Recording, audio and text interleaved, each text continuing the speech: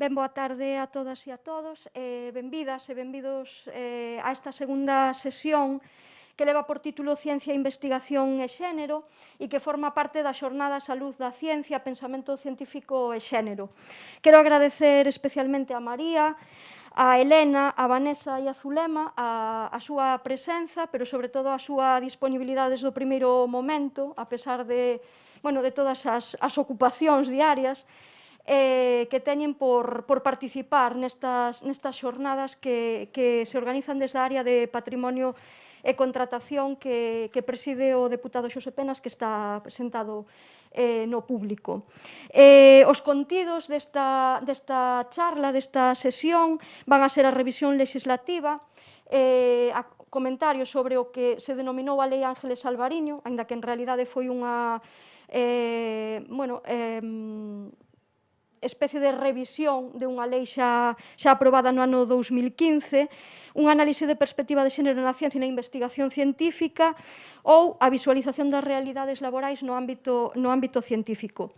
Para eso, como vos decía, contamos coa presencia de María de la Fuente Freire, que é coordinadora do Grupo de Traballo en Igualdade, licenciada en Farmacia pola Universidade de Santiago de Compostela, realizou a súa tese de doutoramento no Departamento de Farmacia e Tecnoloxía Farmacéutica da Universidade de Santiago e é responsable do Laboratorio de Nanoncoloxía no Complexo Hospitalario Universitario de Santiago, que coñecemos como CHUS. Mais aló de ser coñecida pola súa actividade científica, que o é moito, tamén o é porque foi un referente na loita pola igualdade das mulleres na ciencia.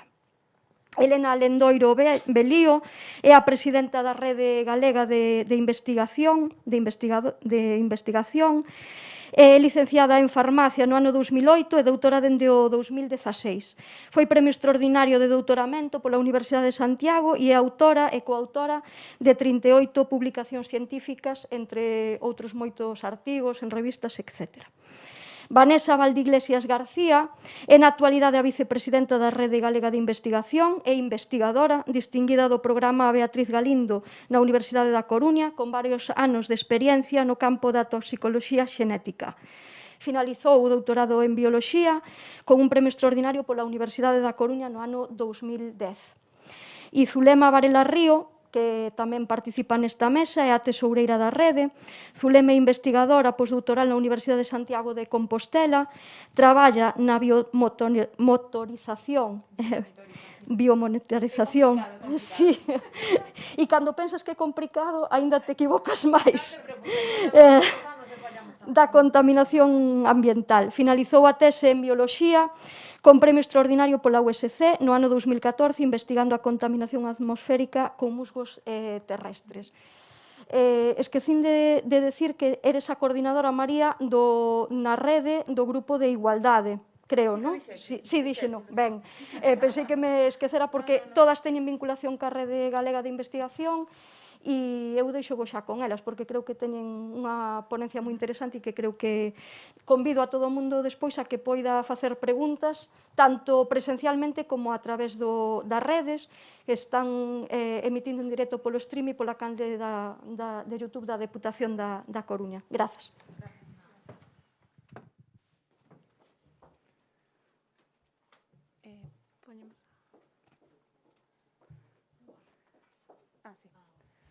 Bueno, moitas gracias a todos por estar hoxe aquí, tanto os que estades aquí presencialmente como os que estades a través das redes. En primeiro lugar, gustaríanos agradecer no nome de Investigal, a Rede Galega pola Investigación, a invitación a participar nestas xornadas da luz na ciencia.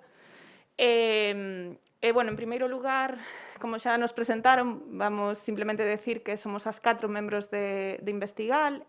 Gustaríanos comenzar un pouco explicando que é Investigal, e logo comenzaremos a presentar diferentes aspectos como comentaron na introducción, sobre a investigación e o xénero. Iremos facendo a presentación de forma consecutiva e finalmente despois, unha vez terminemos, abriremos o turno de preguntas se alguén quere comentar algo ou un pequeno debate no que podemos entre todos falar sobre o que expoñamos primeiro. Como decía, somos as 4 membros da Rede Galega pola Investigación, Investigal. Bueno, simplemente para que sepades que é Investigal exactamente, é unha rede que naceu o 29 de febreiro de 2020, fai menos de 2 anos, pero que naceu sempre co obxectivo de unir os investigadores galegos, a xente que fai investigación en Galicia, e aglutinar a todos os perfís que compoñen a investigación. Isto é moi importante porque é moi común nas asociacións de investigadores que só este formado por un grupo concreto de investigadores con unha problemática concreta. E o que queríamos en Investigal era precisamente non abrirnos a todas as problemáticas e a todos os perfís, non? E tamén a todos os centros onde se fai investigación, non son universidades ou hospitais, senón a todos os centros. Esta é unha foto que temos do día que naceu Investigal. Decir tamén que non só temos perfís de todo tipo, xa digo, non só persoal investigador nas diferentes etapas da súa carreira, dende persoas que están comenzando a súa investigación, predoutorais, como persoal que continúa a súa formación postdoutoral ou incluso xa xente consolidada, senón que tamén temos moitas veces os que son os grandes olvidados da investigación, senón toda a xente que rodea e axuda na investigación, como poden ser os xestores, os tecnólogos e os técnicos de laboratorio. E, como decía, é unha red galega, polo tanto, investigadores que fan investigación en Galicia, pero tamén nacemos ca visión de ver as problemáticas que teñen os galegos que fan investigación fora e que moitas veces queren retornar e teñen problemas para iso. Bueno, creo que falaremos un pouco que iso tamén é unha das desventaxas que temos na carreira investigadora. Bueno, estes serían un pouco as liñas programáticas que establecemos desde o comezo en Investigal. Simplemente resaltar que, como decía, unha das principais é dignificar a carreira investigadora en todas as súas etapas, loitar por un pacto galego pola investigación para que non dependa dos cambios políticos, senón que se vexa a investigación como un piar fundamental da sociedade. E, como podedes ver no punto 7, desde o comenzo tivemos moi claro que un dos obxectivos principais de Investigal era loitar pola igualdade de xénero na investigación. E por iso, esta sería a estructura que temos, como funcionamos en Investigal, e como poderedes ver, temos 3 grupos que consideramos estructurais, medios, que como nos comunicamos co exterior, digamos, divulgación, o que creemos que tamén é un piar fundamental, que é un pouco que tamén estamos facendo xe aquí, pero un dos nosos grupos estruturais precisamente é o grupo de igualdade. Cales son os obxectivos dese grupo que, como decíamos antes, é o que lidera María? Bueno, pois sería resolver as situacións de discriminación vixentes que existen, lograr cambios legislativos en Galicia en prol da igualdade e visibilizar a situación das mulleres na investigación e os problemas de conciliación que teñen. Con este obxectivo comenzamos a traballar o que chamamos o camiño cara á igualdade, non? O que consideramos que debemos facer para conseguir a igualdade na investigación. Creemos que ese camiño recórrese seguindo 3 vías, non? Unha primeira vía que sería analizar o problema, ver cales son os problemas que temos, que será o que a continuación pasa a explicar a miña compañera Vanessa. Despois, temos que visibilizar os problemas, non só coñecelos, senón visibilizar o que pasa, que será a parte que realizará Zulema, e, finalmente, conseguir cambios legislativos que realmente cambien as cousas. Esa parte presentará María e, finalmente, eu. E nada, simplemente decir que comenzaremos con esta primeira parte de analizar cal é a situación da muller na investigación. Cedo a palabra a miña compañeira Vanessa. Bueno, sí. Perdón.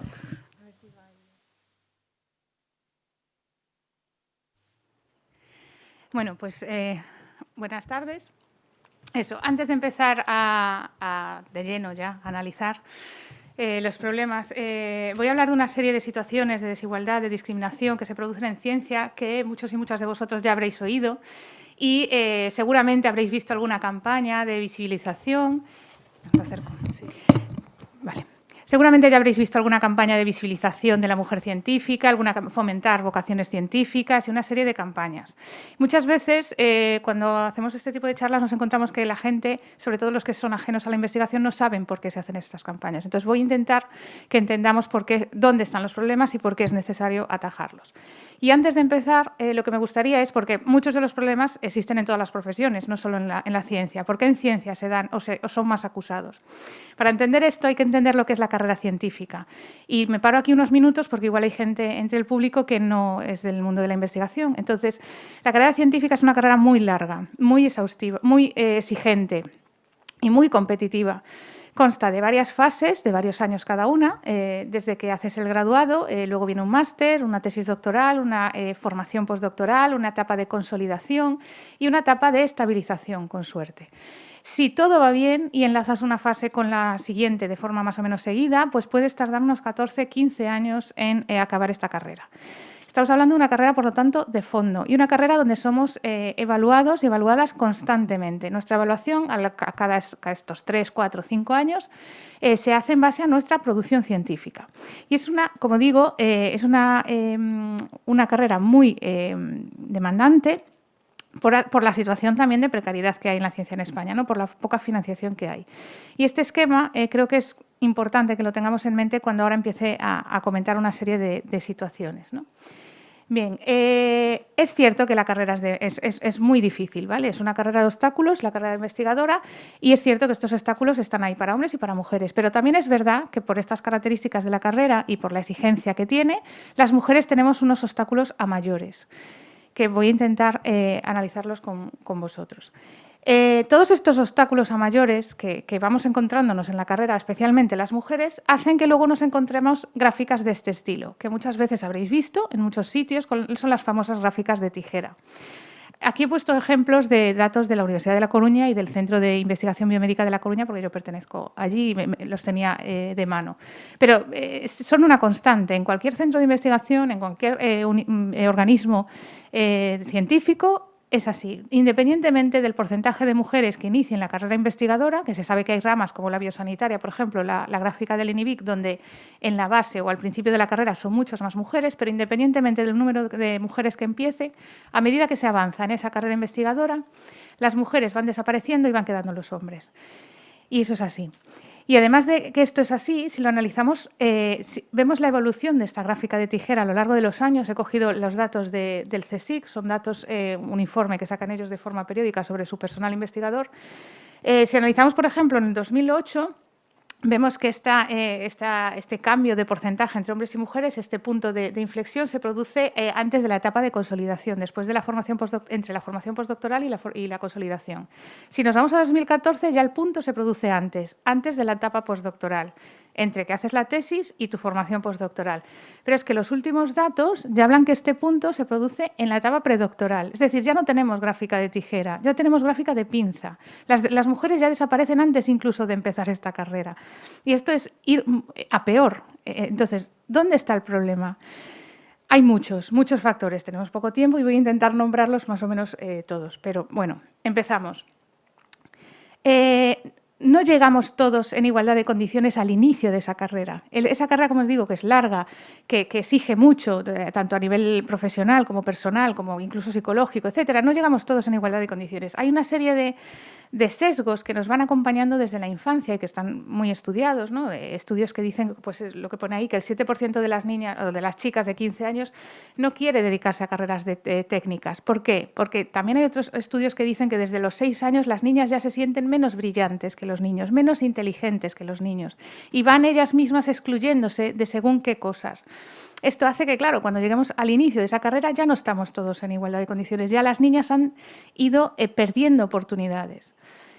Faltan referentes, y esto es algo que comentábamos nosotras cuando estábamos preparando esta charla, que la verdad que nos sorprende muchísimo cómo, habiendo tanta campaña de visibilización como hay, no solo en ciencia, en muchas otras carreras, los libros de texto siguen no incorporando a mujeres. No, este es un libro de texto de la editorial SM, esto lo denunció el año pasado esta compañera, Teresa Valdés Solís, en redes sociales. Es un libro de texto de quinto de primaria. No hay una mujer científica en todo el libro de texto, pero ni siquiera en un cuadernillo especial que se llama Locos por la Ciencia, donde aparecen un montón de científicos y ninguna científica. Y esto es así. Nuestros niños y niñas siguen viendo que solo hay hombres.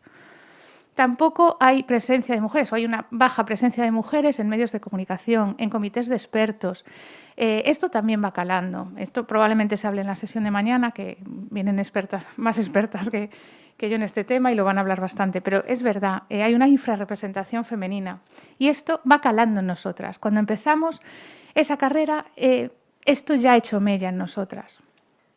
Bien, en la propia carrera, ¿qué nos estamos encontrando? En líneas generales, hay sesgos de género en la evaluación. Por ejemplo, cuando se evalúan los proyectos de investigación, por lo general, si lo presenta una mujer, también hay estudios que demuestran que reciben menos financiación. Esto repercute en su carrera. Hay obstáculos a la hora de contratar, los currículums, el famoso caso de John y Jennifer, ¿no? Del estudio de John y Jennifer, publicado en 2012. Mismo currículum, cambia solo el nombre.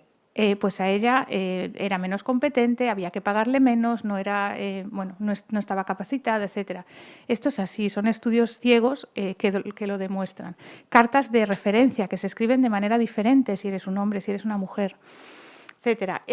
Criterios de evaluación sesgados muchas veces. Esto ocurrió, por ejemplo, con el sexenio de transferencia, que creo que solo se ha convocado una vez. Y aquí cito un estudio. Bueno, yo aparte de ser de Investigal, pertenezco también a la Asociación de Mujeres Investigadoras y Tecnólogas, AMIT, y aquí unas compañeras mías hicieron un estudio y un análisis bastante brillante de lo que ocurrió con ese sexenio de transferencia y el bajo éxito que hubo entre las mujeres científicas. Y os aconsejo bueno, recomiendo su lectura porque la verdad que es muy interesante. Ahí también hay sesgos, de manera consciente o de manera inconsciente, pero es un poco el resultado de ir acumulando todas estas cosas. Durante la carrera investigadora, aparte que nos encontramos también estudios que demuestran que si la publicación la publican autoras femeninas, se cita menos. También se les piden unas revisiones más exhaustivas, como que se duda más de su trabajo. Esto también en una carrera que, como digo, pueden ser 14, 15 o más años, desgasta a las mujeres que nos dedicamos a ello, también desgasta. Y luego, aparte, bueno, he de decir que en la cuestión de las publicaciones, estos son las sutilezas que igual no detectamos, pero hay cosas más graves. El año pasado salió el caso de una publicación donde se les pedía a las autoras en la revisión que incluyesen a algún autor varón para darle peso a sus resultados. O sea, cosas que desde cosas pequeñitas que no se detectan hasta cosas grandes. Y lo mismo, o sea, acoso laboral, acoso sexual, etcétera, ¿no? Incluso pues este pequeño chiste, características que en hombres se consideran positivas, en mujeres pues no tanto, ¿no? Lo de ¿qué diferencia hay entre asertividad o agresividad? Pues el género, ¿no? Pues esto que es a modo de chiste es a veces una realidad. Todo esto lo que va haciendo es va sumando y va repercutiendo en nuestros currículums, bien de manera directa o bien de manera indirecta, y hace que seamos menos competitivas. ¿Qué ocurre? Que en una carrera donde te están permanentemente evaluando, pues al final caen mucho más frecuentemente mujeres que hombres. Y de ahí que vayamos desapareciendo en los distintos pasos de la carrera. Además, nos enfrentamos a otras muchas cosas, micromachismo. Bueno, algunos son micros y algunos son macro. Yo tengo compañeras que trabajan igual en carreras un poco más técnicas, donde no son tan micromachismos, son unas cosas más evidentes. Pero micromachismos que siempre están, cuando vamos a congresos y siempre nos preguntan a nosotras, ¿con quién has dejado a los niños? Yo no he oído esa palabra, o sea, esa frase nunca a un compañero varón. Que es una tontería, igual no te das cuenta, pero empiezas a sumar y son muchos comentarios de este estilo, ¿no? O este chiste, que también está aquí en forma de chiste. Muy buena sugerencia, señorita. Aquí igual alguno de sus compañeros quiere hacerla, ¿no? Como que si viene de un hombre se toma más en cuenta. Y esto en algunas reuniones sí que ocurre. Y otra cosa que también ocurre con bastante frecuencia es la infrarrepresentación e invisibilización de las mujeres en muchas foros de expertos y demás, algo que ya avanzaba antes.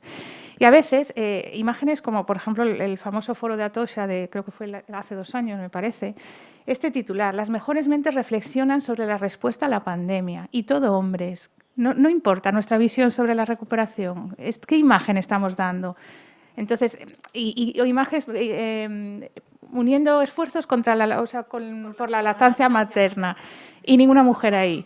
¿Qué experiencia puedes tener? Y esto, que son fotos así que he sacado, lo he vivido yo en un foro de expertos de Alzheimer y demás, y no había ninguna mujer también, y había público que preguntaba cosas que por condición los componentes, o sea, los que hablaban que eran hombres, pues igual no empatizaban con las preguntas que estaban haciendo. Este tipo de cosas. Afortunadamente también existen muchas campañas para luchar un poco en contra de esto, que luego Zulema os va a hablar sobre ellas. Bien. He querido hacer un apartado especial porque hasta ahora he hablado de las mujeres en general y todas las mujeres estamos, pues, de alguna manera sometidas a estas desigualdades, pero aparte, o sea, un apartado especial merecen las madres. ¿Qué pasa con las que decidimos ser madres, ¿no? ¿Se puede ser madre y científica a la vez? Pues sí se puede, muchas somos madres y científicas. Ahora, el coste personal también es grande y nos encontramos con muchas más dificultades y algunas que no las pueden superar. Hay muchos estudios también que documentan que efectivamente, así como el tener hijos o el planear tener hijos no afecta a los hombres, en el sentido de que se mantiene más o menos el mismo porcentaje, las mujeres sí que van abandonando la carrera investigadora conforme van teniendo hijos o van teniendo planes de tener hijos. Estos son datos de una población americana, pero aquí en España también se ha calculado que más o menos el 50% de las científicas abandona, entre comillas, la carrera cuando tiene su primer hijo. Y digo abandona porque no siempre se abandona. A mí no me gusta nada la palabra abandonar. Son expulsadas muchas veces por el sistema, por estas cosas que os cuento y que os voy a contar ahora de los fallos que tiene el sistema. ¿Qué problemas, qué problemas encuentran? Las tareas de conciliación, obviamente, siguen recayendo muchos los cuidados de las personas, de los niños, de las personas dependientes, etcétera, recaen en las mujeres y esto se repercute. Al final, bueno, lo de la igualdad, en las medidas de igualdad real, que estos regalo envenenado, no aplican mal, o sea, aplican como que quieren a todos por igual, pero al final, pues eso, repercute en nosotras. Bueno, lo que iba diciendo, en la conciliación. Estos problemas de conciliación y esta falta de conciliación se vio, por ejemplo, cuando la pandemia y ahora que estamos viviendo, hay muchos estudios que demuestran que las mujeres descendió el número de publicaciones, descendió su producción científica en cuanto tuvimos que compatibilizar el estar en casa, el cuidado de los niños, el teletrabajo, etcétera. Pues al final recae mucho o gran parte en nosotras y se vio que somos un grupo vulnerable. Y esto es lo que, al final, todas estas cosas, pues de nuevo llevan a ese abandono entrecomillado, ¿no? ¿Es un abandono real o es que realmente pues no están poniendo los medios para que podamos seguir? Bien, y esto nos lleva a otra expresión típica y otra gráfica típica, la tubería que gotea. Es decir, a medida que vamos avanzando y que vamos adquiriendo importancia profesional, pues se van cayendo más mujeres, ¿no? Como gotas. Al final no deja de ser un círculo. Llegan arriba más hombres en puestos de responsabilidad, tenemos tribunales que no tienen paridad, hay sesgo de género en las evaluaciones, mayor dificultad para las mujeres y mujeres que siguen abandonando la carrera. Y esto es un círculo que sigue así y está siendo así desde hace años. Creo que es hora de romper el círculo y creo que hay muchas cosas que se pueden hacer y una de ellas, doy paso a mi compañera Zulema, que os va a hablar de campañas de visibilización para intentar pues, empezar a romper esta tendencia. Uy, perdón. ¿Te cambio? Sí, son un pouco mío que vou ir para ali, vale?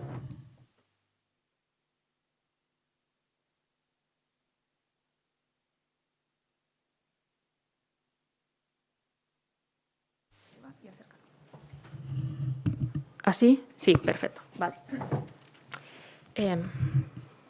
Aquí, non? Ok. Vale, pois eu vou a falar da visibilización deste segundo paso no camiño cara á igualdade. Por que é importante visibilizar? Hai que visibilizar porque para poder cambiar toda esta realidade, todos estes problemas que estaba comentando a miña compañeira Vanessa, temos que ser comprendidas. Para que alguén te comprenda, pois ten que ver a realidade que estás vivindo, non? Entón, unha maneira de visibilizar é ter referentes. Os referentes son importantes porque son modelos que poden facilitar, por exemplo, que as nenas teñan vocacións, queran ser científicas cando sexan adultas. Porque se vos pregunto, por exemplo, agora mesmo, cantas científicas mulleres destas superfamosas coñecedes, pois imagino que... Imagino que todo o mundo dirá Marie Curie, pero se pido un segundo nome, pois o mellor non sodes capaces de dicirme máis nomes, pero se pregunto por homes científicos superfamosos, pois seguramente pois me dicides máis de 5. Darwin, Einstein, Galileo, etcétera, etcétera, etcétera, non? Entón, bueno, pois hai que ter referentes.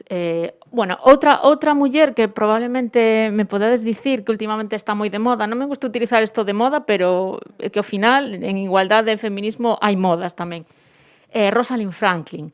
Non sei se sabedes un pouco a historia de Rosalind Franklin. Ela descubriu a doble hélice de ADN, pero os seus compañeiros, Watson e Crick, roubaronlle o seu traballo. Ela tiña que aguantar, cando estaba no King College, comentarios como que se te vestises dunha forma máis feminina, pois serías unha muller máis guapa. A chamaban becaria e non deixaban tomar, non podía tomar o café na sala que era especial para os profesores. Ela tiña que estar fora. Estos señoros, porque, bueno, os chamar señoros, non teñen outro nome, conseguiron o Nobel, pero elas a morrera. Entón, o Nobel, como non é un premio que den a título póstumo, pois quedou sen ela. Sen el. Outra muller que foi superimportante, que eu creo que temos que besarlle os pés, é a da Lovelace. Gracias a ela, hoxe temos internet. Foi a primeira programadora da historia. Agora empeza a ser un pouco máis famosa. De feito, creo que os informáticos teñen xa un premio que leva o seu nome, pero se non fora por ela, xa non temos, nin podemos estar facendo isto por streaming, nin podemos ter os móviles, nin nada. Referentes máis cercanos, que tamén sempre hai que ter referentes máis cercanos, non? Ángeles Alvariño. Agora imagino que pola lei e polo que vai explicar despois a miña compañeira María, pois xa vos sona máis. Esta muller ten un currículum impresionante, galega, oceanógrafa, e foi a primeira muller que foi nun buque oceanográfico británico. E despois, os referentes tamén, a sociedade se ten que implicar. As empresas tamén poden facer cousas. Isto é un doodle no ano do nacemento de Helena Piscopia, que foi a primeira doutora do mundo, en Italia do século XVII, creo que foi. Google dedicoulle o seu día cando foi o seu nacemento. Son cousas que, ainda que parecen xestos pequenos, son cousas que se teñen que facer para aumentar a visibilidade. Os libros tamén son moi importantes. Aquí puxemos varios exemplos, pero seguro que hai máis libros. Pioneiras da ciencia en Galicia, de Editorial Xerais, Sabias, de... Como se chama o nome? Adela, non? Adela Muñoz, non? E despois, superimportante, libros para nenos e nenas. Libros infantís, para que realmente poidan ver xa dende pequenos, dende cativos, co que comentaba Vanessa dos libros de quinto de primaria, non? Que sí que hai referencias de mulleres científicas moi importantes. Outra cousa tamén son os premios. Agora a Xunta de Galicia, xa leva uns anos, teñen un premio que se chama María Josefa, nunca sei pronunciar, Gonenburger, vale, como sona, Gonenburger, que premia o traballo feito polas mulleres en ciencia e tecnoloxía en Galicia, non? Sí. Outra parte tamén importante da visibilización son as campañas. Que pasou? Vale. Outra cousa importante son as campañas.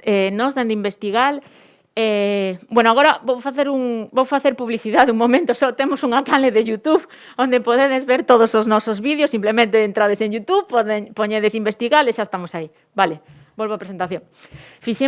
Dende o grupo de Igualdade, fixemos un vídeo, o principio de todo, que se chama Desigualdade de Xénero na Investigación Galega, que basicamente expuxemos un pouco esta realidade que comentou Vanessa antes, é un vídeo cortiño de 4 minutos, pero creemos que é moi importante para a visibilización deste problema. Hai outras campañas, por exemplo, se queredes facer algo, non sei onde traballades, pero para hacer divulgación, o día 11 de febreiro, que é o Día Internacional da Muller e a Nena na Ciencia, hai unha web que é 11defebrero.org. Pois nesa web podedes descargar presentacións, ilustracións, todas as fotos e a vida de moitísimas científicas importantes. Tedes todo gratuito, evidentemente. Axuda sempre para facer algún acto de divulgación ese día. Este é xusto o noso vídeo do 11F deste ano. O que quixemos facer foi que a xente vise dúas perspectivas na carreira investigadora, non. Unha persoa, unha muller que xa ten unha carreira moi exitosa, que é moitos premios e que é unha investigadora impresionante, como é África González, frente a unha persoa, Clara Cid Bengoa, que está empezando, que como unha investigadora junior, que acaba de empezar a súa carreira, pero xa é ela que enseñeira de Camiños, Canales e Portos da UDC e xa ten un premio da Asociación de Aeronáutica de Estados Unidos. Isto tamén o temos en YouTube. Esta campaña das nosas compañeiras da MIT, Asociación de Mujeres Investigadoras Tecnólogas, que xa falou antes Vanessa, eu creo que foi unha das máis, non? Das máis famosas, así das máis que tiveron máis impacto, que é No More Matildas. Que é o efecto Matilda? Pois o efecto Matilda é que os logros que conseguen as mulleres non se recoñecen igual que se o conseguen os homes. É dicir, é un pouco o que lle pasou o exemplo de Rosalind Franklin que puxen antes, non? O sea, se o consigue o home, é maravilloso. Se a consiga a muller, pois, ao final o logro leva, o recoñecemento leva os seus compañeiros de traballo ou incluso as súas familias, porque isto tamén é algo que nos ocorre na ciencia. Hai uns periodistas por aí, un estudio, que non sei se é estudio, que di que 3 das 5 óperas que escribiu Mozart, bueno, que pensan que escribiu Mozart, realmente as escribiu a súa irmá, pero o mérito o levou el. Entón, quero dicir, estas cousas non pasan só na ciencia, pasan tamén noutros ámbitos.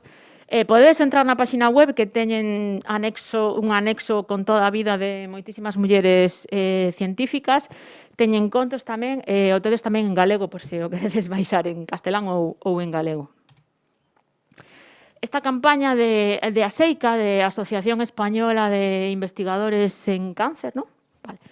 Conócelas, que sempre a sacan pola semana do 11 de febreiro, que o que fan é as mulleres que están investigando en cancro, pois van a escolas e a institutos a falar cos estudantes dali para intentar que as nenas e as adolescentes pois teñan vocacións científicas.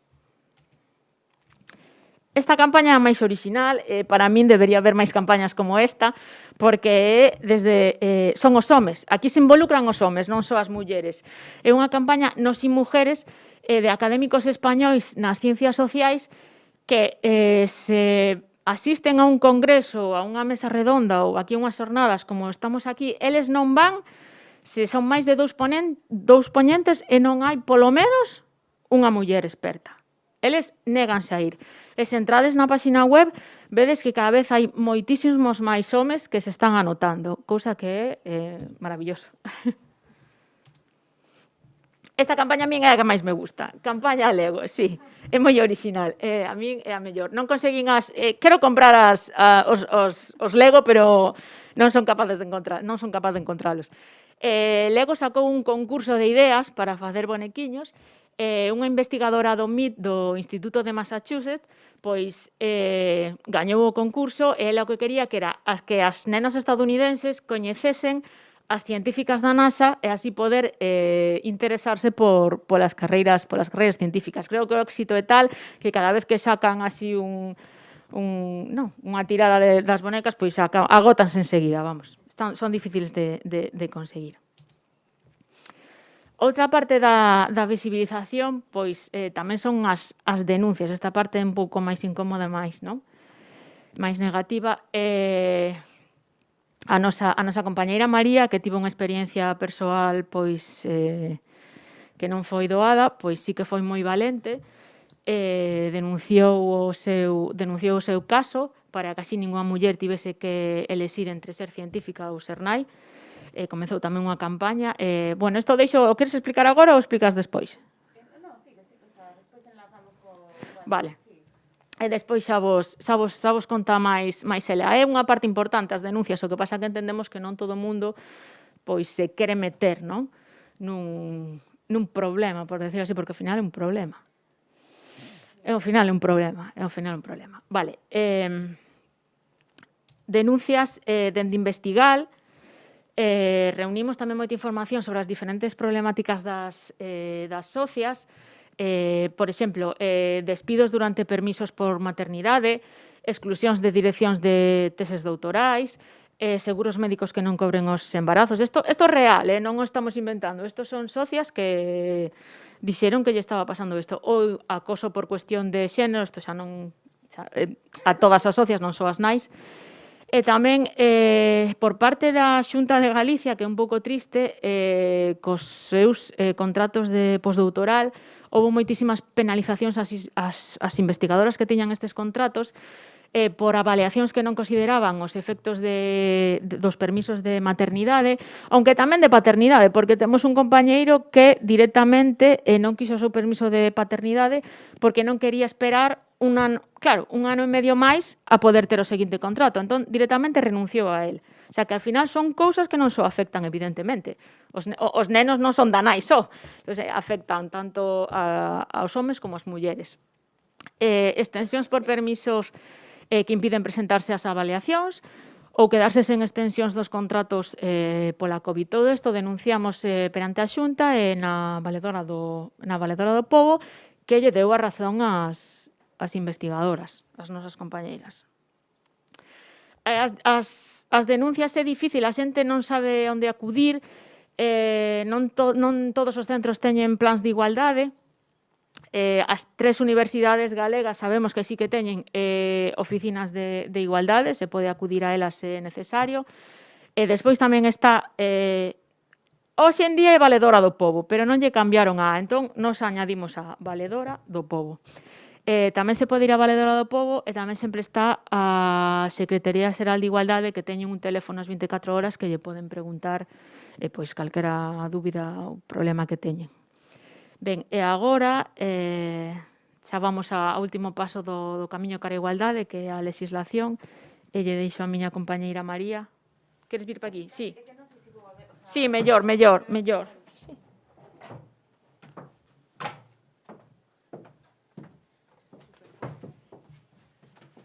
Pois continuamos, boas tardes a todos e todas, e enlazando un poquinho con todo o que se veu falando ata aquí, non? Eu creo que legislar, pensámoslo todas, pensando moitísimos máis colectivos, e por iso esta lei, partidos políticos, afortunadamente, porque por iso esta lei saleu adiante, porque sin legislar é moi complicado poder avanzar. Por exemplo, voltando á campaña que comentaba Zule de ou científica ou nai, e como ben comentou ela, claro, denunciar é un paso moi difícil. É un paso moi difícil porque estás expoñendo parte da túa vida privada. A min en concreto, cando me pasou isto no 2017 xa, e acabase de resolver agora, estamos no 2022. É dicir, é un proceso moi longo, no meu caso non se comprometía o meu posto de traballo, pero é inviable que ninguén poda agardar 5 anos para que se resolva unha situación de cando o teu posto de traballo é o que está en xogo, non? Pero aparte diso, está tamén todo iso moi relacionado con visibilizar. Eu, cando empezamos a falar disto, non había visibilización suficiente.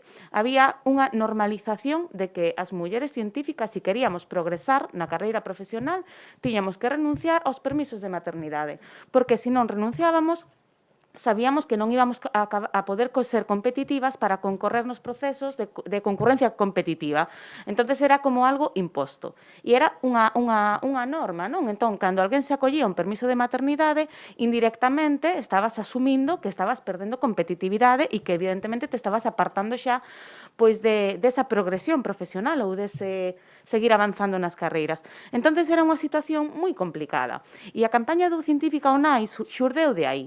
Cando se empezou a falar de todo isto, do problema da maternidade, da denuncia no xulgado, etc., había moita xente que se achegaba a comentar, pero dunha maneira... É dicir, non o querían facer público porque os traballos son temporais, por medo, porque se poidese ver como un símbolo de debilidade ou de pouca profesionalidade.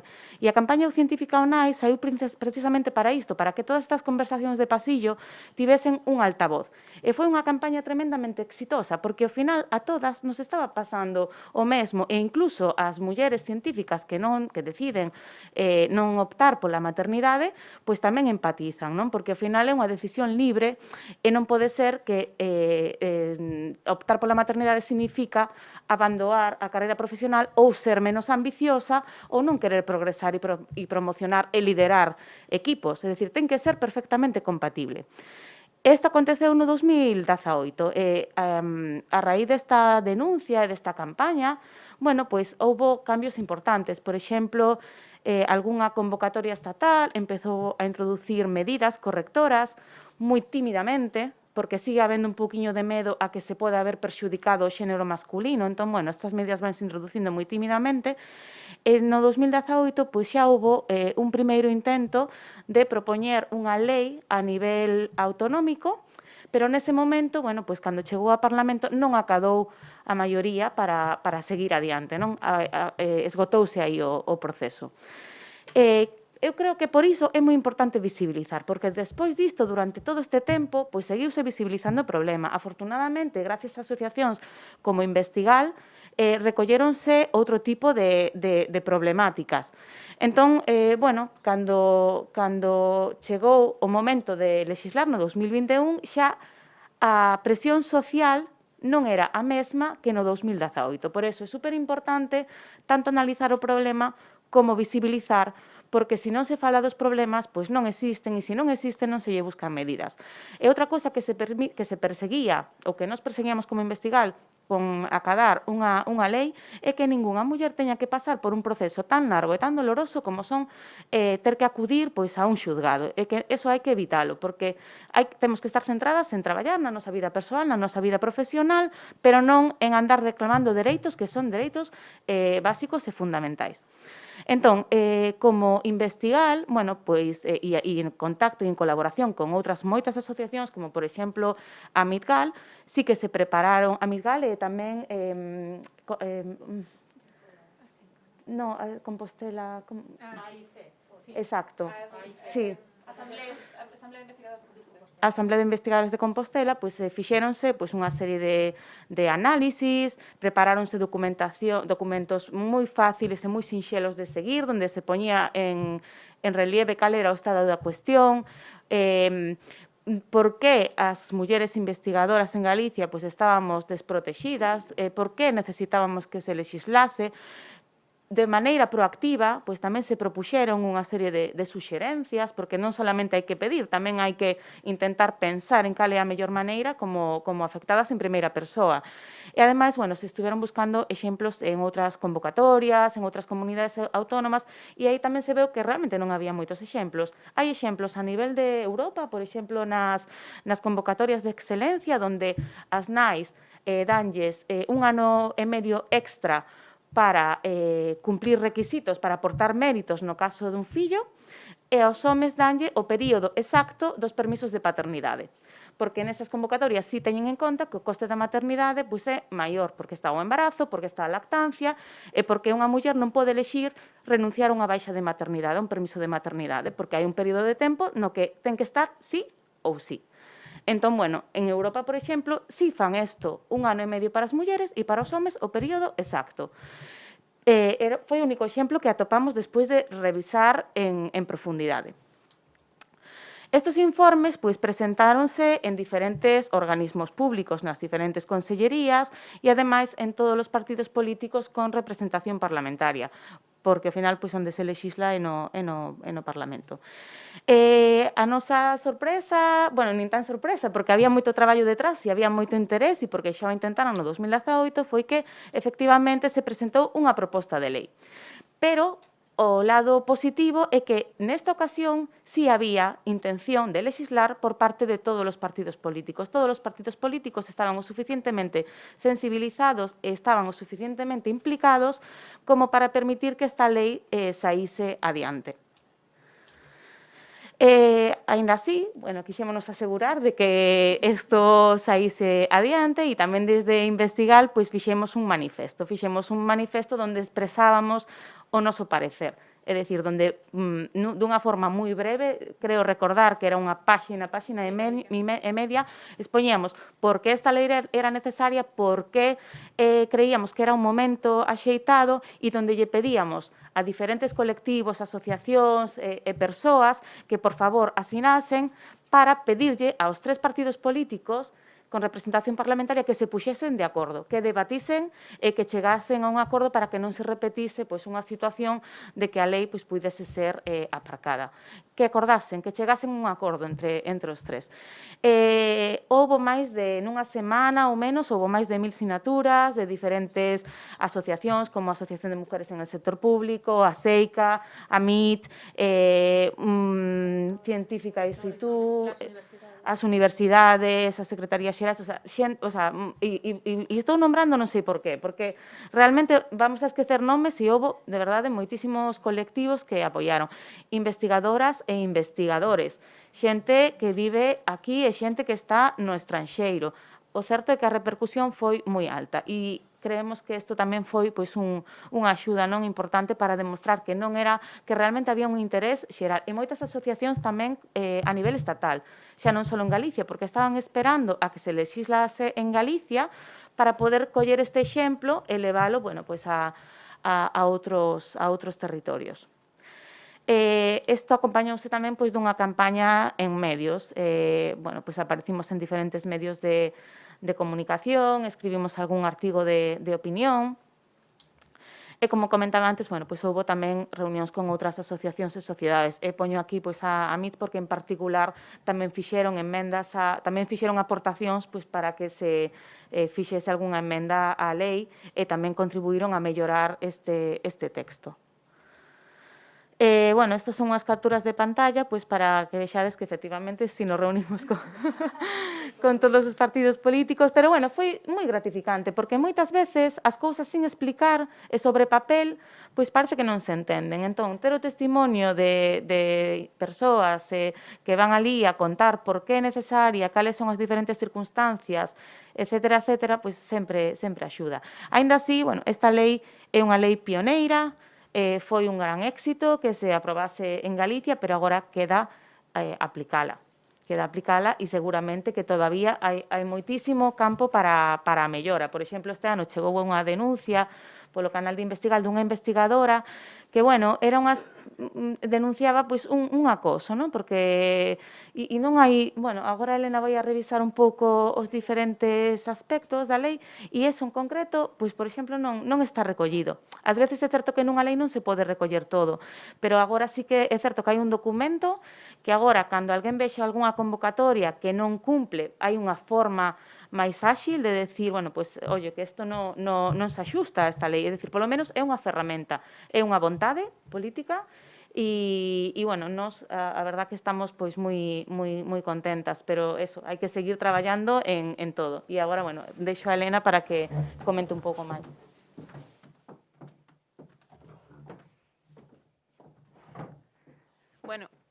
Eu, para terminar, vou explicar, porque, levamos casi unha hora falando de a lei Ángeles Alvariño e probablemente queredes saber o que significa esta lei, non? Obviamente, unha parte un pouco máis densa, pero intentarei facela sencilla e fácil para todos para que sexa fácil de comprender. Como decía María, unha lei pioneira, porque a nivel estatal e a nivel autonómico nas outras autonomías non existe nada parecido. É o que decía tamén a María, o único que encontramos algo parecido sería a nivel europeo, pero non como lei, sino que simplemente se contempla nas convocatorias públicas, non?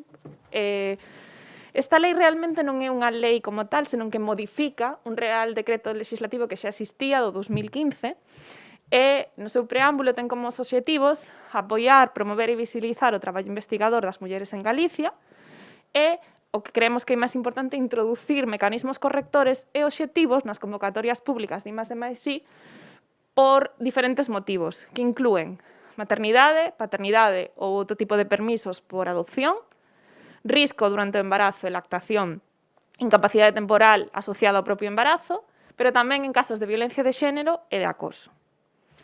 Entón, vou a ir, son só dous artigos, non vos asustedes, de verdade que non é para tanto, pero bueno, a lei o que modifica é o artigo 20 do ese Real Decreto do 2015, que o artigo 20 é o artigo que se titula Perspectiva de Xénero na Universidade e na Investigación. Vale? E o que di é que se establecen, nun primeiro apartado, establecese medidas para fomentar cátedras, proxectos de investigación sobre cuestións de xénero, para formar ao persoal das diferentes institucións en perspectiva de xénero e previr a violencia contra as mulleres, apoiar a participación e o liderado dos grupos de investigación por parte de mulleres, visibilizar as achegas das mulleres non só, como decíamos antes, non só da historias, que está moi ben saber que non todos os científicos da historia eran homes, senón que tamén había mulleres que facían ciencia, senón que tamén na actualidade existen grandes mulleres. E unha cousa moi importante tamén é que non son mulleres de prestixio, que xa temos nomes que temos máis recoñecidos, senón que hai mulleres xoves ou emerxentes que están facendo tamén ciencia que poden, hai que visibilizar o seu traballo e ver que as novas xeracións teñen referentes novos para seguir. Logo, garantir que os permisos, tanto de paternidade, maternidade ou de outro tipo de permisos, como decíamos antes, de lactación ou por enfermidade, non repercutan negativamente na carreira. Estas son as medidas, e logo este mesmo artigo 2 ten un segundo apartado no que se fala do que deben facer os centros de investigación a nivel galego, tanto universidades como outro tipo de institucións. O que di é que cumprir o principio de non discriminación por razón de xénero, dar acceso a mulleres con diversidade funcional, que exista unha participación equilibrada tanto nos órganos colexiados como nas comisións de selección, que isto, como comentaba Vanessa antes, é moi importante porque hai veces que temos sesgos de xénero que non nos damos conta nin nos mesmos. Avanzar no deseño de métodos de avaliación que incorporen a perspectiva de xénero, que existan tempos de traballo e de organización do traballo que faciliten a conciliación. Isto é moi importante. Temos algún exemplo tamén que recoñimos investigar de que ás veces as mulleres non poden participar en certas comisións ou certos organismos porque as horas as que poñen as reunións, por exemplo, son incompatibles con a maternidade, por exemplo, e o cuidado. Tamén deben garantir que as avaliacións do persoal docente e investigador teñan en conta a perspectiva de xénero e a non discriminación, que nos procesos de selección resulten excluídos os permisos ou as reduccións de xornada, que existan criterios de acción positiva nas convocatorias das axudas que valoren positivamente o liderado das mulleres e os grupos deben estar integrados por non menos dun 40% de mulleres, que existan protocolos de detección precoz da violencia de xénero e potenciar a vocación femenina. E logo, por último, ten un artículo 20 bis que añadiuse á lei, que é onde realmente está o kit da cuestión, digamos, que a avaliación dos méritos do currículum e da trayectoria investigadora. E aquí o que di é que o criterio de avaliación dos méritos durante un período concreto e limitado ou durante toda a carreira investigadora deberá computar como tempo de inactividade investigadora o tempo disfrutado de calquera dos permisos que dicíamos antes. Vale? Isto é moi importante porque é a primeira vez que di por lei que cando ti sacas unha convocatoria pública evalúas a carreira dunha persoa, tanto un tempo limitado como toda a carreira, se teña en conta que se durante X tempo tivo unha baixa ou tivo algún permiso, se teña en conta que esa persoa non pudo producir durante ese período. E despois, por último, di que nas bases da convocatoria debe establecerse un factor corrector que compense estes períodos de inactividade. Vale? Tamén é a primeira vez que se inclúe ese factor corrector, que parece unha tontería, pero que é moi importante para que despois, cando nos evalúan, e volvemos ao de sempre, é unha carreira investigadora, a evaluación é constante, e esos factores correctores poden axudar a que ese tubaxe que pinga, esa tubería que pinga, non pingue mulleres constantemente. E, bueno, xa para terminar, un pouco falar de cales son as perspectivas de futuro, ou que creemos un pouco de futuro, non? Bueno, temos que seguir a aplicación de como se aplica a Lei Ángeles Alvariño, que se aplica correctamente tamén, como decía María, se hai algunha circunstancia que polo que sexa non quedou recollida na lei que podamos detectar nun futuro que pode ser interesante. Temos que lograr cambios legislativos a todos os niveis, porque esta lei só incluye a ciencia, a investigación que se fai en Galicia, que a día de hoxe as convocatorias españolas a nivel estatal ou de outras comunidades non inclúen esta protección. E tamén unha cousa moi importante, que un dos motivos tamén polos que estamos hoxe aquí, é que temos que continuar visibilizando os problemas, non? Porque, como decíamos tamén fai un momento, do que non se fala non existe, e se non existe non é un problema. Entón, temos que de verdade seguir falando destos problemas e ver que non só te pasa a ti, porque iso tamén é unha sensación que tiñamos moito ao principio, cando empezas a falar con mulleres investigadoras, que pensas que ese pequeno micromachismo que che pasou ou ese gran machismo que che pasou só é un problema teu, e despois empezas a falar con compañeiras e penpas que non, que realmente é algo bastante estructural. E, bueno, se somos ambiciosas, queremos un cambio de paradigma, non? Que realmente que a sociedade, o futuro, queremos que é feminista, no sentido de que a igualdade debe ser norma e non a excepción. E, bueno, con isto terminamos a parte na que falamos nós, e estamos encantadas de abrir un debate e, bueno, comentar calquera aspecto que consideredes. Gracias.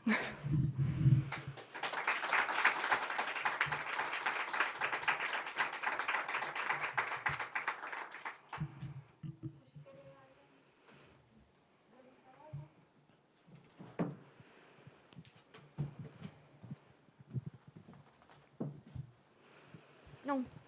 Sí. Aí.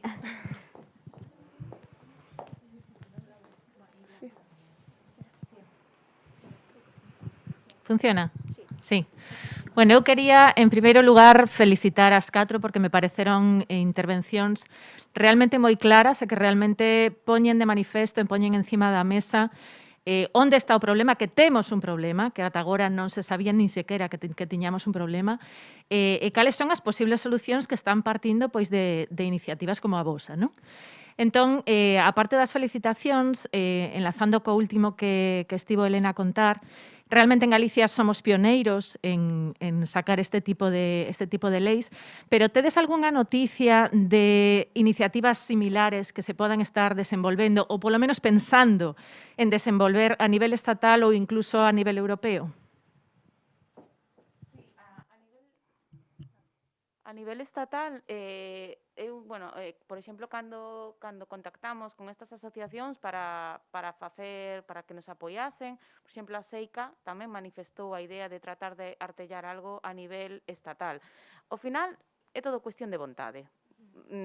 Porque o que se pide non é máis que, pois que se regule de algunha maneira para evitar que, ou polo menos para canalizar de algunha forma. É certo que leva moito tempo e tamén ese é un problema ás veces, non? Poñer de acordo a xente, claro, a nivel estatal, pois aínda hai máis xente a que convencer, supoño, para poder lexislar. Pero sí, eu creo que sí, polo menos esa asociación e outra, pois sí manifestaron que a idea era un pouco esa.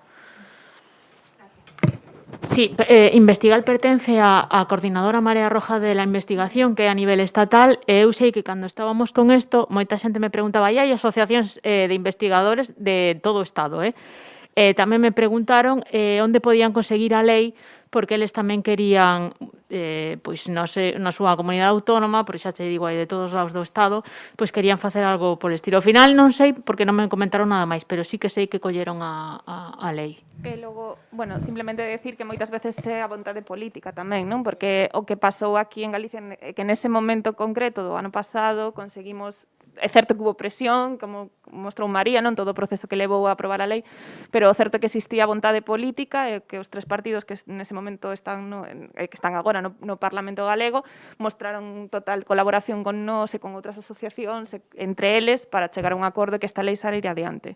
Entón, moitas veces esa querer, non? Que as cousas se fagan tamén. Para min é moi significativo que no 2018 esta lei, que o texto era moi similar, se paralizou, e no 2021 saiu adiante. É certo que había diferencias no texto, estaba máis elaborado este último, pero era o momento, non había esa campaña de sensibilización e de visibilización, non tivera lugar. Despois, afortunadamente, pois eu penso que o tema da muller e a ciencia e do feminismo en todos os ámbitos pois despertou, non? E agora pois é un tema do que se fala e se visibiliza. Entón, a sensibilidade política da sociedade é diferente. E aquí eu creo que tamén habría que incidir moito na educación, que era o que comentaba Vanessa, é dicir, nos coles a día de hoxe, bueno, non as dúas temos fillos e fillas pequenos, e ao final depende moito, non hai un programa transversal. Si se educa no feminismo, pois depende moito do profesorado, pero ou do cole no que se vai, pero non hai unha línea, non, que se traballe nese sentido.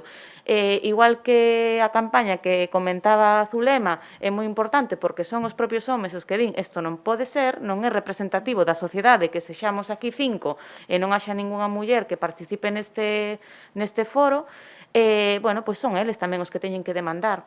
E na ciencia eu creo que pasa moito tamén que ás veces hai xente que ao revés, que toma a ventaxa, porque se ti paras, o outro tamén lle beneficia. E tamén hai moitos homes que estuveron tomando ventaxa, e iso debería de ser mal visto. É dicir, coller un permiso de paternidade e decir, vou aproveitar para publicar, pois vergonza te tiña, o sea, non pode ser. Entonces, eso é moito traballo da sociedade, que cando un compañeiro che diga que publiquei non sei canto durante o permiso, sexa, pois, pouca vergonza tes, sabes, que ninguén lle aplauda. Sí, o comentario da COVID, por exemplo, xa termino, perdón, iba un pouco tamén por aí, porque cando as mulleres baixaron a productividade, os homes a inventaron. Entón, como diban, María debería dar vergoña, non? De que aproveites ese parón e que sea a túa muller a que este cuidando os nenos. Entón, bueno.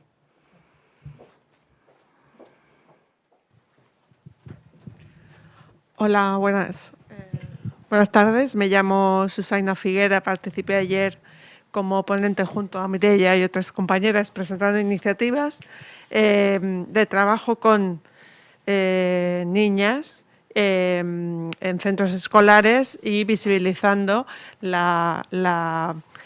el día a día, ¿no?, de las mujeres investigadoras, tanto vosotras que venís todas del ámbito público, pero también las del ámbito privado.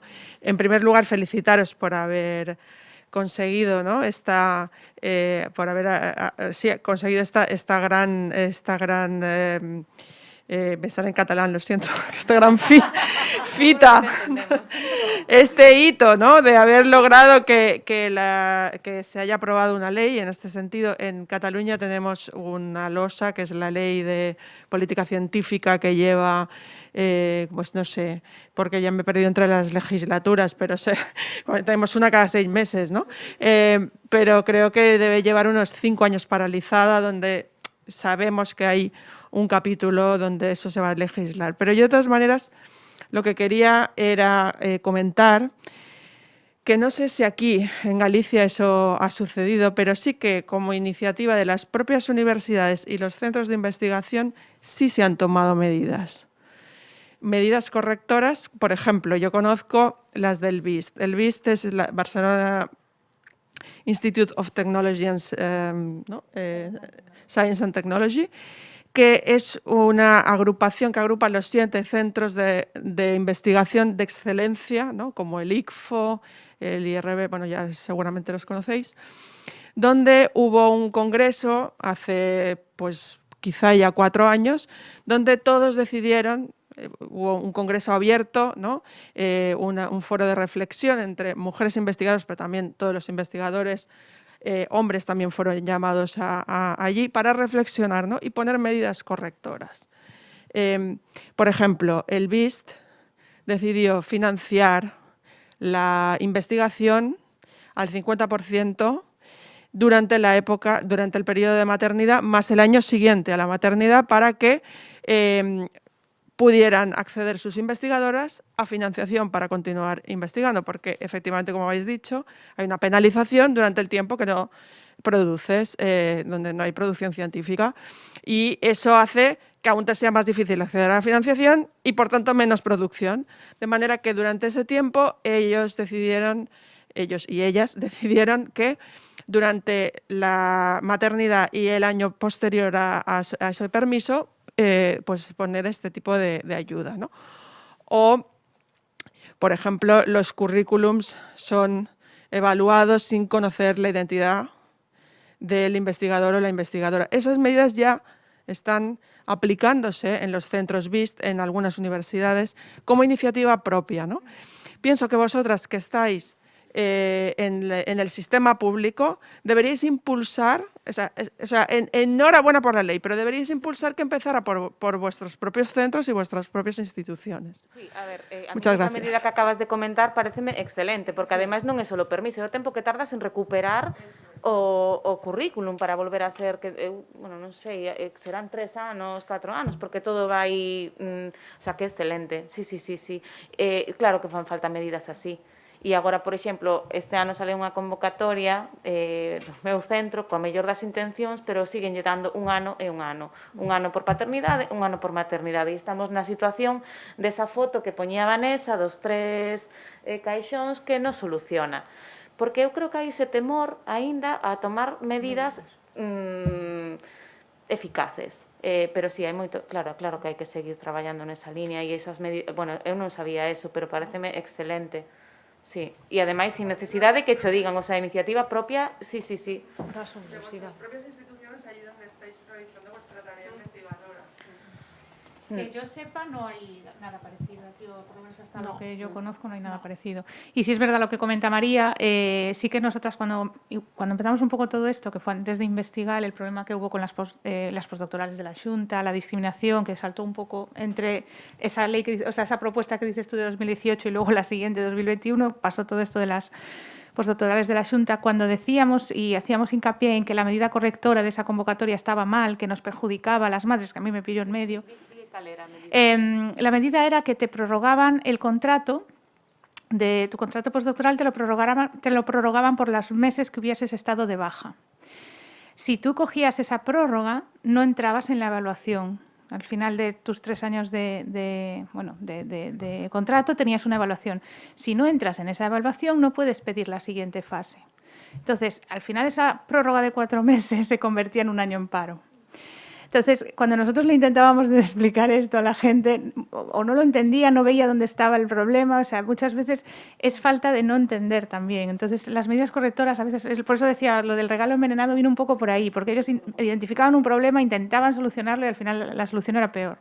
Entonces, hasta donde yo sé, no hay medidas como las que comentas, no, yo no las conozco, por lo menos. El factor de corrección, creo que era esa, era 0,1 No, puntos. lo pusieron después. No fue después. Claro, después de mucho pelear y de mucho hablar con ellos y decirles, esto no es así. Después de dejarles claro que a lo mejor lo de que te dieran 4 meses más de contrato, pero luego implicara que tenías que estar un año casi en el paro o más de un año en el paro, a lo mejor no era la mejor medida. Lo que hicieron fue poner... Perdón, un niño que te interrumpa, sí. Elena. Lo de un año en el paro no es solo estar un año en el paro, es estar un año que no puedes producir, porque no puedes dirigir, no puedes... no puedes trabajar, pero quiero decir, pero estás desligada del todo. Entonces ese foi o caso do compañeiro que decíamos antes que renunciou á paternidade porque non quería pasar, o sea, a baixa de paternidade por non estar un ano así. Pero aí volvemos ao mesmo. Quiero decir que esa gente que, al final, las madres que se cogen esos 4 meses, que parece esa medida correctora, a la siguiente evaluación aún van a ir peor que a esa evaluación. O sea, perdona, Elena, ya puede ser. Totalmente. As mulleres non poden decir non lo cojo. Non lo cojo. Sabes, non podes marchar da casa con un bebé de lactante de una semana. O sea, tens que collelo sí ou sí. Se llama París. Perdón. No, pero y después de eso denunciamos esto reiteradamente a la Xunta y a lo que hicieron en la convocatoria del año siguiente fue añadir un punto por hijo. 0,1. Bueno, era algo, o sea, era un porcentaje 0,1 como... de una puntuación de 100. De 100 o algo así, o sea, era como ridículo. Y cualquiera que se decían, así dedique a sirve esto. para desempatar. Y era como, no, pero es que no hay que desempatar, o sea, lo que hay que es que valorar que tú tuviste un permiso y que hay que considerar ese permiso. O sea, fue bastante... Esto fue un poco el inicio de todo, Sí, ¿no? un trabajo como de... Cuando nos dimos cuenta que esto había que explicarlo, sí, que muchas veces era explicarlo porque no lo entendían. Y es muchas veces también cuando nos hablan de bueno, pero todas las mujeres sufren algún tipo de discriminación o tampoco tal. A veces no se dan cuenta de eso, lo que explicaba Vanessa, ¿no? La competitividad que tiene la carrera investigadora, que hace que en el momento en que te desligas, ya está. Pierdas. O sea, no es... no sé, cualquier profesión que dejas de trabajar y bueno, luego puedes seguir. No, muchas veces es que ya no hay opción de volver a incorporarte, ¿sabes? Y esa es la gran diferencia muchas veces con otras carreras.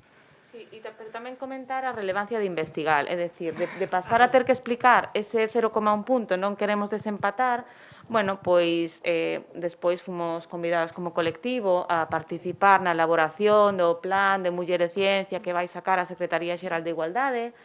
Estuvemos nese debate xunto con outras investigadoras e, bueno, na Xunta tamén fai pouco pois convocaron a investigar para ver un pouco, xa non son os partidos políticos, sino tamén o equipo de goberno que xa está empezando a preguntar en anticiparse, non a sacar convocatorias e despois a ver que pasa, senón que se están empezando a anticipar e a preguntar un pouquiño a opinión.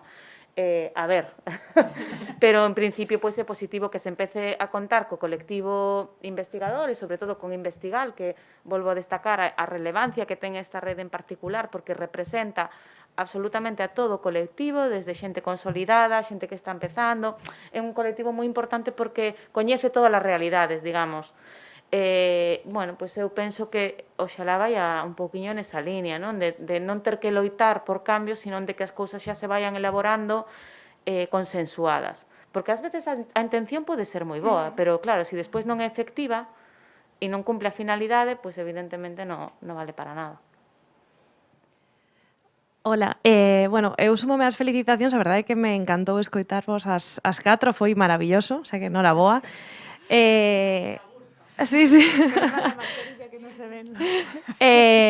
Eu quería preguntarvos un pouco por que pensades de que tamén sumemos os homes a estas conversas dende a estrada tamén, non? Como para compartir como ven eles e sinten eles nos seus espazos de traballo a discriminación cara ás mulleres, non? E como tamén a eles lles está afectando, como dicíades, non? Do voso compañeiro. Bueno, pues que como vedes, como se hai algún tipo de espacio para que eles tamén falen de feminismos, non? Gracias. A mí personalmente me parece fundamental. O sea, es que al final la sociedad somos todos y todas. Entonces, esto no lo hacemos solas. O sea, igual que ellos nos necesitan a nosotras también les necesitamos a ellos. A mí me parece en parte fundamental. A mí esta campaña que iniciaron los académicos me parece fabulosa. En Investigal hay muchísimos chicos que están también involucrados y que han participado en todo esto y que nos respaldan y bueno, y obviamente en temas de conciliación también nos respaldan. O sea, quiero decir, a mí me parece en todos los aspectos fundamental la parte masculina. Eu creo que eles tamén teñen moitos estigmas que romper e moitos estereotipos, porque ao final... Los sesgos de género, estos son tremendos tamén con ellos. Eu cando, por exemplo, no meu caso, as primeiras veces que saltei a prensa, sí había un home aí apoiando e a min encantoume, porque ao final non éramos 3 mulleres dicindo mira lo que le pasou a... Había tamén un home. Pero eu creo que eles tamén teñen moitísimas barreiras que romper. E, por exemplo, a nivel de educación, outra vez, eu tamén penso, eu teño unha filla e un fillo, e igual que penso que coas nenas xa se está traballando moito, plan, pode ser o que queiras, intentando poñer referentes, cos nenos creo que aínda non se traballa o suficiente, porque non hai esa, o sea, siguen tendo xoguetes que máis violentos, hai poucos libros de outros modelos, non, de referentes para eles, e creo que tamén hai que empezar a traballar a nivel educativo para que os nenos sexan feministas, pero hai que facer ese traballo, que penso que non se traballa o suficiente. Creo, polo menos a miña percepción é que para a nena topo moito material, pero para o neno é máis complicado. E creo que eles tamén teñen que romper moitísimas cadeas e ser libres e manifestarse abertamente, ser feministas, o sea, non manifestarse, sino ser. Agora que falas dos nenos un pouco máis adultos, na BAU, na historia da arte, non estudan ningunha muller artista, son absolutamente todo homes. Creo que agora xa hai un movimento para que isto non ocorra. Entón, o que está dicindo María, se os nenos tamén, se os adolescentes só están estudando de 400 pintores na historia, 400 homes, é que entón a situación non cambia. Sí, logo, eu creo que tamén teñen ás veces, cando eles optan por ter roles, digamos, tradicionalmente femininos, non? En ese sentido de que sean eles os que se queden na casa cuidando os nenos ou que collan eles unha baixa máis longa para certos cuidados, tamén reciben esos comentarios negativos moi desagradables como bueno, coñecémolos todos, non? Non vou repetir aquí ningún, porque a veces son bastante desagradables. Tamén parece que son menos homes, non? Entre comillas, totalmente, porque non é para nada, pero a sociedade trata a situación así, non? E tamén, igual que eu teño dereito a decidir, pois vou traballar ou vou facer, se eu decido como home, pois vou cuidar os meus fillos, pois non son menos home precisamente, todo o contrario, creo eu, non? Entón, eu creo que tamén teñen ese hándicap que no outro sentido, non? Cando decides tomar esa alternativa, non recibes o respaldo da sociedade. Sí. Y estoy con María, que empieza el problema muy temprano. Yo también tengo tengo 2 niños pequeños. Y me sorprende que igual lo que comenta María, lo de que las niñas hagan cosas tradicionalmente de niños está ya muy bien visto, que los niños jueguen con muñecas o les guste el rosa no está bien visto. O sea, me parece algo increíble. O sea, es que parece que las cosas no cambian. Entonces yo creo que hace mucha falta también educación con los niños. Yo creo que sí, que es fundamental. También, es que tendrán derecho a ser lo que quieran ser. Pero sí, yo creo que sí, que hace falta mucha educación. ¿Alguna cuestión?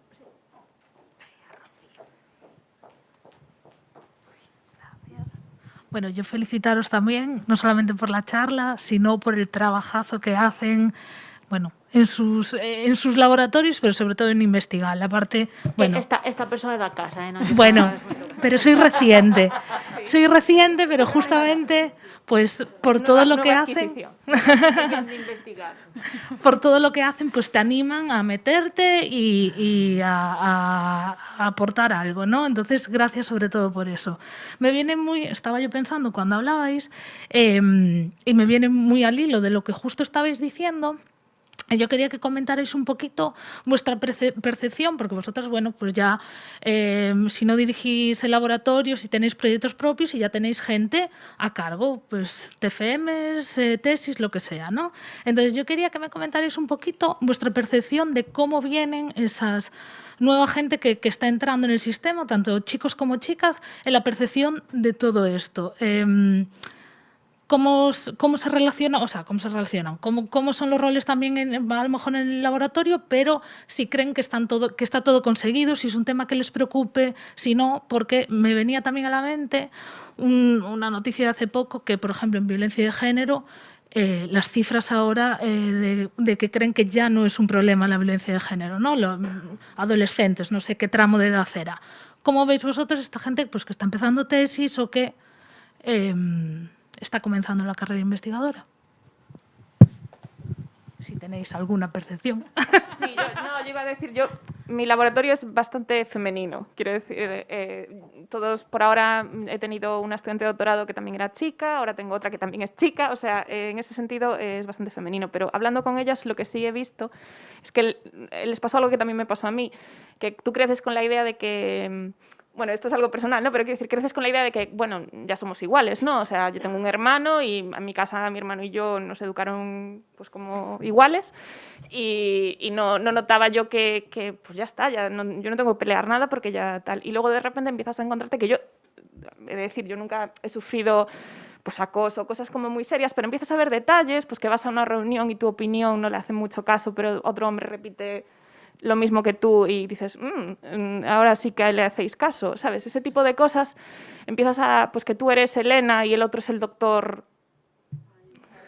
Vale, eso pasa mucho y ves, ya están diciendo, porque es muy típico, ¿no? Que tú eres Elena y ellos son el doctor Lendoiro en este caso, ¿no? Pero quiero decir, pero eso que dices tú son tonterías, pero que y sí que hablando con compañeras más jóvenes sí que les pasa eso, ¿no? Que a veces dicen, yo también pensaba que esto ya no era para tanto y ahora de repente empiezas a ver que cuando entras en la vida laboral, supongo, ¿no? Que es un poco más exagerado.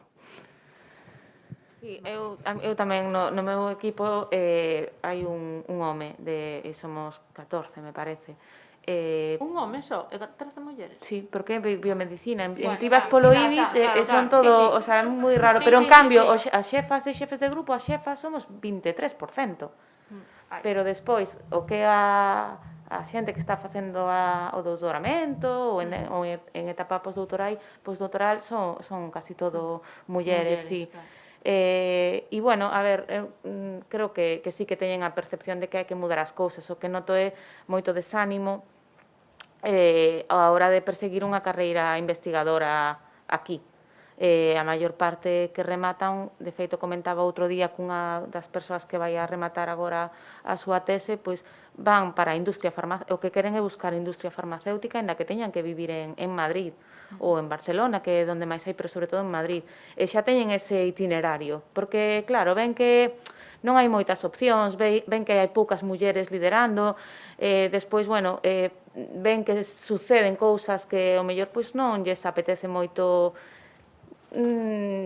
sufrir, ¿no? Esto. Entonces, esa miña. Eu creo que temos que ir traballando moito para ir tamén despexando o camiño e que, bueno, que todas as decisións son válidas e optar pola industria farmacéutica, vamos, é unha idea tamén fabulosa. Pero bueno, que tampouco, o sea, que non se descarte a opción de poder facer unha carreira investigadora polas dificultades, senón que se descarte porque bueno, pois porque interesa máis facer a outra opción. E a min pasoume un pouco na miña vida tamén como a Elena. Eu teño un irmán e somos mellizos. Entón, para min éramos todos iguais. E cando me pasou isto, eu creo que por iso denunciei, porque foi como se me meteran un puñetazo. Era como, perdón, o sea, que pasa aquí? Que eu por ter fillos agora non vou a... Eu quero progresar, é dicir, eu non me vou a conformar pola miña personalidade, vamos. Entonces, eso de non podes, eu como que non podo, o sea, non me deixades, poder podo. E foi un pouco así, sabes? Porque, sí, é certo que ás veces pasa algo e despois hai que poñer esa visión. E despois falando estos días de estos micromachismos, bueno, é que son micro, medianos ou macro, porque é moi habitual ou que alguén fale en voz alta. Eu, por exemplo, unha vez nun comité de expertos, o que tiña ao lado, decíame, ahora pregunta non sei que. E estábamos os dous avaliando. E dicía, por que me din a mí que pregunta? Por que me di a mí e non yo din ao señor de bigote que ten do outro lado? Sabes, con él non falaba e comigo, pregunta. Que non me dá gana. Unha cousa super surrealista. E iso chamoume moita atención. El era alemán. O sea, que... E na segunda reunión o que fixen foi, pois, dixen, este vai vir outra vez con estas, pois levo eu a... O sea, esforceime por levar eu o peso do debate. Pero porque xa sabía... Bueno, non sei, tes que estar aí como moi a defensiva, sempre, é un rollo. Va, sí. Pois, o meu grupo, a verdade é que son os 4 xefes, homes, bueno... Non vamos dicir nomes, pero, bueno, buscando, xa se sabe. Bueno, o máis bello, por dicir así, pois sí que sempre tivo algún comentario bastante, xa non é micromachismo, un pouco peor, no que non lle dábamos importancia, porque cando chegas ali, claro, pois tens 20 poucos anos, e, bueno, díxome isto, bueno, eu daba a volta e marchaba, cando eu son a primeira que... Pero, claro, que vas facer nesa situación? Pero, bueno, sacando eso, os demais ven, claro, agora estou eu, que estou sempre dando caña, pois a ver que se... Claro, quen di algo. E os que veñen agora, eu teño un rapaz de doutoramento que bastante ben, a verdade, os que fan os TFMs, os TFGAs tamén, pero os alumnos, porque, a ver, xa estamos falando de 23, 24, 25 para arriba, ben, pero os que están na carreira, 21, 20, 21, cando escriben emails, a mí non me escriben igual que os meus xefes. E unha vez escribiume exixíndome un rapaz que tiña que sacar as notas ao día seguinte. Eso, os meus xefes non llo di, pero mo dixo a min. Falei con el, claro, evidentemente, pero eso que eu sei, non? Eso non lle escribo aos meus xefes, pero a min sí que o fixo. Porque, bueno, pense así medianamente xoven, muller, tal, non sei que, se estás así un pouco, non? Eu teño esta forma de ser así un pouco máis tal, máis informal, máis tal, pois escribiu. Eso a un home non llo fai. A un profesor, doctor da universidade non llo fai. A Zulema, sí. Bueno, xa. Non estou enfadada, non estou enfadada. No, pero é moi significativo. Pero, sí. Vane, no. No, sí, no, bueno, es que en mi grupo somos casi todas mujeres y la verdad, los que empiezan y las que empiezan nuevos, yo creo que no tienen preocupación por cuestiones de género tanto como por la inestabilidad de la carrera, la verdad. Vienen tan desilusionados y tan desmotivados, con tanta precariedad, la mayoría no se quieren quedar, que yo creo que lo de género o no lo ven o no les importa, es mi percepción. O é unha pena, sabes, que é unha mágoa. Sí, Bueno, pero es así, o sea, la mayoría no se quieren quedar, saben que esto no tiene futuro, están bastante desilusionados en general. Entonces, ahora mismo la problemática es tan gorda que yo creo que lo de género lo dejan como, bueno, no sé si lo padecen o no, desde luego conmigo no lo comparten. Y Pero- aclarar que somos farmacéuticas y biólogas, carreras fundamentalmente femeninas, y por eso... Sí, es verdad que tengo, bueno, una de mis mejores amigas es ingeniera industrial, que es una carrera muy masculinizada, trabaja además en obra y es completamente diferente a lo que estamos contando nosotras. Sí hay machismo, mucho. Me tiene contado situaciones que incluso le tienen que acompañar un hombre para que repita sus órdenes cuando ella es jefa, por culpa de que si no... no le hacen caso los hombres que tiene a su cargo, etcétera. Además, bueno, situaciones muy, muy complicadas. O sea, bueno, nosotras sí que tenemos, ya veis, laboratorios en casi todos somos mujeres, pero en otras circunstancias no son así, es mucho más difícil. Bueno, aquí non teño ningún problema, pero, bueno, que agora que falou Vanessa, pois lembreime disto. A primeira estancia postdoutoral que fixen foi en Chile, claro, xa estamos falando de Sudamérica. Bueno, a situación non é como España. Se dicimos que aquí hai machismo, pois podedes imaginar ali. Eu tiña un proxecto duns poucos euros, e eu era quen tiña o diñeiro, eu non podía pagar en ningún sitio. Eu non podía pagar, tiña que esperar a que viñese o meu compañeiro home para que pudiese pagar nos sitios. En serio, sempre era a señorita, señorita, señorita. Terrible. Quero dicir, claro, aquí podes non ter ningún problema, pero cando vas fora hai determinados sitios que sí, foi terrible, pero o machismo dali era terrible. As mulleres deixaban, estaban nun centro de investigación, claro, eran todas enxeñeiras, había moitas doutoras, se tiñan fillos deixaban de traballar, porque estaba mal visto que tiveras un fillo non deixaras de traballar. Entón, claro, elas preguntaban, pero que en Europa tedes moitas escolas infantis, moitas garderías? Sí, pero entón as mulleres non deixan de traballar. Teñan a súa baixa, pero despois sí que traballan ali, pois non podías. Sí. Algunha cuestión máis? Non, mira, eu, en todo caso, creo que non hai ningunha pregunta pola canle de YouTube, non teño coñecemento, mas en nome da Deputación agradecervos a sesión interesantísima. Eu tamén quero darvos os parabéns non só pola sesión de hoxe, sino tamén polo traballo que vides desenvolvendo, e quería facer unha chamada tamén a importancia que ten moitas veces en conseguir obxectivos, non? Ou en conseguir o que se quere xuntándonos, non? Compartindo. Nun mundo no que a veces está como moi... Bueno, temos unha etapa na que está moi denostado pois pertenecer a colectivos ou entidades. Algúnas persoas que pertenecemos así a algún tipo de colectivo, de entidades, ou sin ánimo de lucro, quero dicir, logo de traballar, que participas en algo, o complicado que é que a xente participe ou que se involucre, non? Entón, eu creo que eso sí que ten moita importancia, e eu creo que isto demostra, non? Que a funcionalidade que ten, que existan redes, que existan contactos con outras entidades que traballan na mesma liña, que se partille o traballo e que se compartan as experiencias. Eu quero poñer en valor eso porque me parece fundamental, non? E despois, unha cuestión tamén, se non tedes a sensación, porque eu a veces teño esa percepción, non? De que conseguindo o obxectivo de facer unha modificación tan importante, porque o é moi importante, na lei, non? Con moitísima sensibilización e moitísimo traballo detrás. É dicir, non é de repente quero cambiar a lei, senón que hai un traballo de compartir por que se quere cambiar esa lei, e eu creo que todas e todos, aínda que non pertenezamos ao ámbito científico, entendíamos o que explicabades, non? E, polo tanto, eu creo que iso tamén, ese traballo de pedagogía é moi positivo, non? Que a xente comparta que o que estades pedindo se ten que facer, non? Porque moitas veces, claro, hai grandes debates ou discursos por arriba, pero logo na práctica a xente do común pois non o entende, non? Se tedes a sensación de que esa lei que é pioneira aquí, eu voulle chamar lei, porque creo que lle podemos decir iso, non? Se acontecera noutro sitio, se acontecera noutra comunidade autónoma, por poñer un exemplo, non tería tido moito máis suceso e tería sido moito máis exemplo noutros sitios. Pero a mí dá má sensación de que a veces as cousas que acontecen en sitios que poden considerar menores, pequenos, bueno, porque nós tamén, a veces polo carácter que temos de non querer chamar a atención, non? Pero eu teño esa sensación, non? Porque máis alá do ámbito das persoas que seguimos a actualidade ou que seguimos a política ou que vos seguimos, non? Polo noso traballo tamén non se colectivizou ou non se divulgou moito, non? De feito, seguro que hai un montón de xente que non sabe de que vai isto, non? E, polo tanto, bueno, eu teño esa sensación, non sei cal é a vosa. Pues no sé si es cuestión de la comunidad o no, pero lo cierto es que a mí personalmente también me sorprendió que no tuviera más repercusión.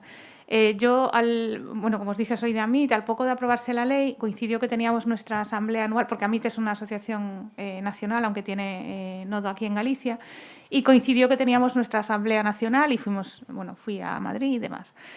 Y lo comenté y no la conocía nadie. O sea, todas mujeres, todas científicas, todas implicadas de alguna manera en esto, interesadas, parte interesada en esto, y no la conocían. Efectivamente, no se divulgó de ninguna manera. A mí me sorprendió bastante, la verdad.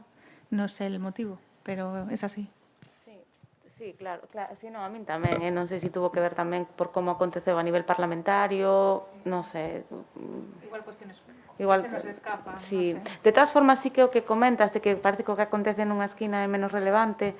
A min pasoume falando con algunha destas asociacións nacionais. E por que non vades a por unha lei estatal? Bueno, porque nos queremos que se legisle en Galicia, porque somos galegas, porque nos interesa que salga adiante, porque temos o entorno necesario, temos os interlocutores, as interlocutoras necesarias, ¿no? Porque houve sempre unha implicación moi alta por parte de algún partido político en concreto.